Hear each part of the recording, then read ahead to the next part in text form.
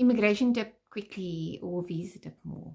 If you're submitting your application in South Africa and you're submitting a renewal through the VFS Center or in various countries that has VFS centers or the South African Embassy or consulate, make sure that you check the checklist of the application or of the visa category that you are applying under. Make sure that the documentation correlates with what you have given your agent or your lawyer to submit your application.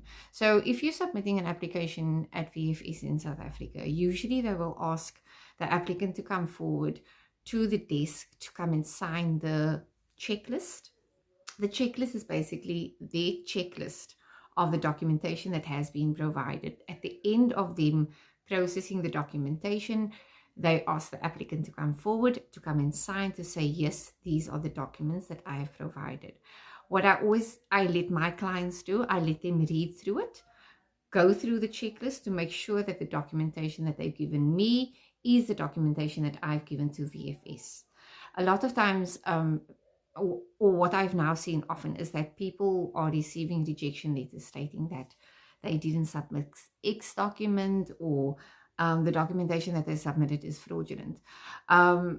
What you could also do is ask the VFS representative if you can take a picture or if you can have a copy of the checklist. So just in case you do receive a rejection, you can go back to that checklist and say, oh, but I did submit my police clearance, I did submit my medical or radiology or whatever. But you as the applicant has the right to have a copy of your checklist, the original receipt from VFS, as well as your passport. You as the applicant. Lawyers and agents legally are not allowed to hold your passport or hold your receipt.